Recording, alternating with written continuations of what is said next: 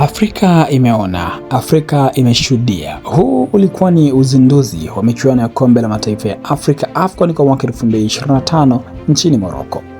Fainali hizo ambazo zilizinduliwa rasmi siku ya tarehe 21 Disemba 2025, wenyeji Morocco wakishinda mabao mawili kwa sifuri dhidi ya timu ya taifa ya Komoro.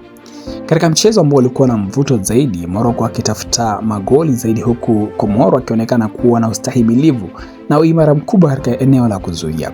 Lakini sambamba na matokeo ya uwanjani, fainali hizo zimekuwa na mvuto zaidi kutokana na ufunguzi wake ulioshereheshwa vizuri na wasanii, maandalizi, mpangilio wa matukio na mambo mbalimbali.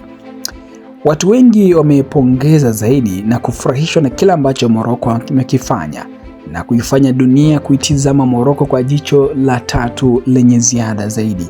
Afrika imeona na kushuhudia mambo ambayo pengine hayaonekani mara kwa mara.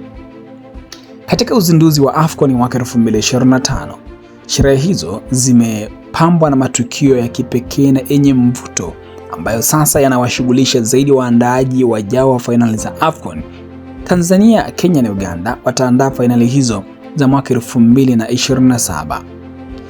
Na sasa mijadala nchini Tanzania katika mitandao ya kijamii ni kwamba je, mataifa haya ya Afrika Mashariki yataweza kufikia kiwango ambacho Morocco wamekifikia katika maandalizi ya fainali za mwaka 2025? Lakini je, kama maandalizi haya Morocco ameyafanya, bila shaka sasa ni dhahiri kwamba ni kweli wanajiandaa kwa ajili ya fainali za kombe la dunia za mwaka 2030, ambako wao ni miongoni mwa mataifa ambayo yataandaa fainali hizo watakaposhirikiana na mataifa mengine ya Hispania, Ureno na mataifa ya Amerika ya Kusini. Kama wewe ni mpenzi na mfuatiliaji wa soka, umeshuhudia nini ambacho ni cha kipekee na ungetamani kiendelezwe zaidi katika mataifa mengine ama katika fainali zijazo? Hii ni Travo TV, mimi ni Mbushi Kwelasa. Tuandikia maoni yako na mtazamo wako. Asante kwa kutufuatilia. Hakikisha umesubscribe, umelike, umecomment na kushare ili kuendelea kupata taarifa nyingi zaidi za kimichezo kutoka kwetu.